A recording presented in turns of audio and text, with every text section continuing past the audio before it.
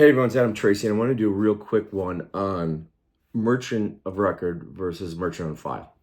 And in the simplest of terms, the merchant of record is going to be the PSP or other financial institution that handles the processing, the chargebacks, the compliance, everything that goes into it, right?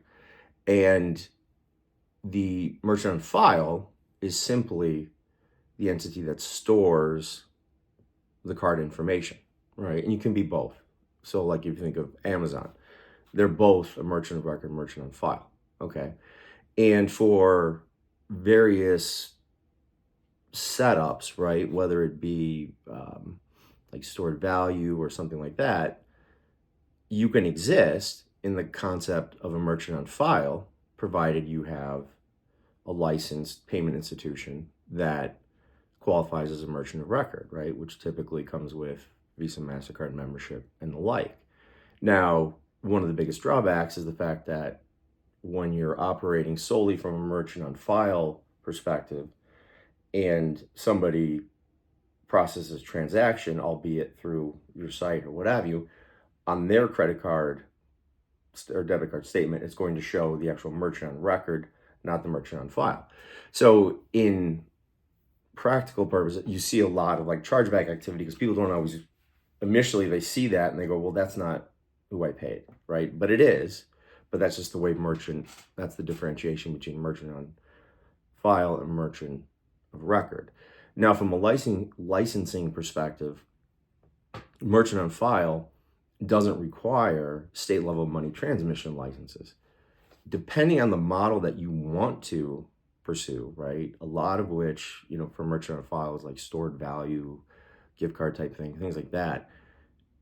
You would require arguably US FinTech money service business registration, but not state level money transmitter licensing, which the merchant of record may, depending on agent of payee and all sorts of exceptions, which is another video for another time. So from my perspective, whenever there's like a doubt, right, as to whether or not you are in fact a money service business under federal law, register anyway, right? Because especially in a merchant on file situation, the merchant of record is still responsible for KYC AML, which the implication of registering as a money service business only triggers that obligation, right? That's really the only difference between being one and not being one. And at the end of the day, right, you're not bearing that burden, so why not do it? Moreover, just because you are registered as a money service business doesn't mean you're always acting in the capacity as well, right? Sometimes you may be, depending on like versions of like a consumer offering that you're making, but it's not this consistent thing, right? So just because you are one doesn't mean you always have to act as one.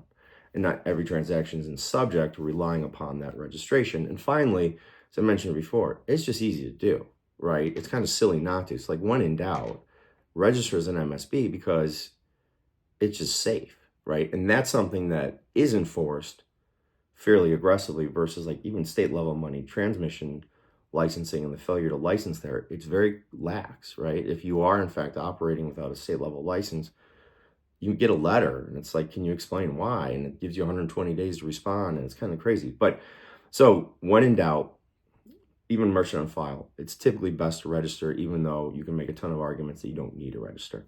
So that's the primary difference, right? You're just sort of hiding under an actual PSP's license for purposes of effectuating something. And it's great like for creating the equity, getting MVP, things like that. But long term, because of the cost structure and how it really works, you probably want to go ahead and become a merchant of record, right? So that's the MOR versus MOF concept difference, what have you. Definitely hit me up, Adam Tracy at adamtracy.io. I'll talk to you next time. Cheers.